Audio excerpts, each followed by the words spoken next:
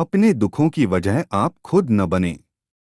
एक बार गौतम बुद्ध नगर में घूम रहे थे। तभी बुद्ध ने सुना कि उस नगर में रहने वाले कुछ लोग बुद्ध को बुरा भला कह रहे हैं और बद्दुआएं दे रहे हैं।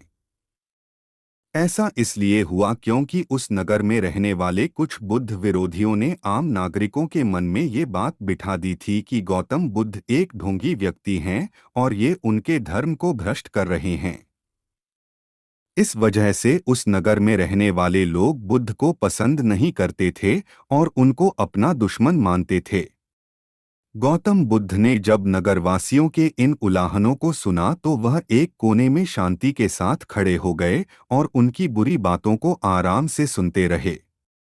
इस दौरान बुद्ध ने कोई प्रतिक्रिया नहीं दी। कुछ देर बाद जब नगरवासी बुद्ध को बुरा भला कहते हुए थक गए और चुप हो गए तो गौतम बुद्ध ने उन नगरवासियों से कहा, क्षमा चाहता हूँ, लेकिन अगर आप लोगों की बातें खत्म हो गई हैं तो मैं यहाँ से जाऊँ।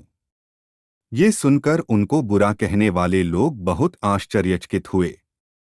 तभी वहां मौजूद लोगों में से एक व्यक्ति ने बोला, हम लोग तुम्हारा गुणगान नहीं कर रहे हैं, तुमको उलाहने दे रहे हैं और तुम्हें बुरा बोल रहे हैं।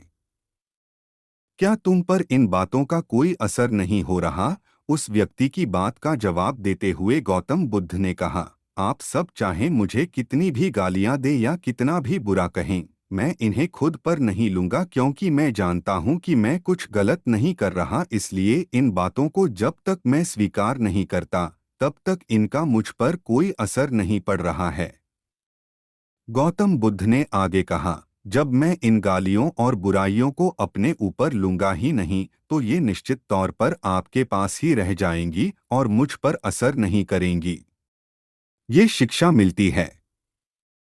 गौतम बुद्ध का ये प्रेरक प्रसंग हमें ये शिक्षा देता है और इस बात के लिए प्रेरित करता है कि जब आप गलत नहीं हैं तो किसी की गलत और निगेटिव बातों का असर कभी भी खुद पर नहीं लेना चाहिए, क्योंकि इससे आप अपने ही दुखों की वजह खुद बन सकते हैं।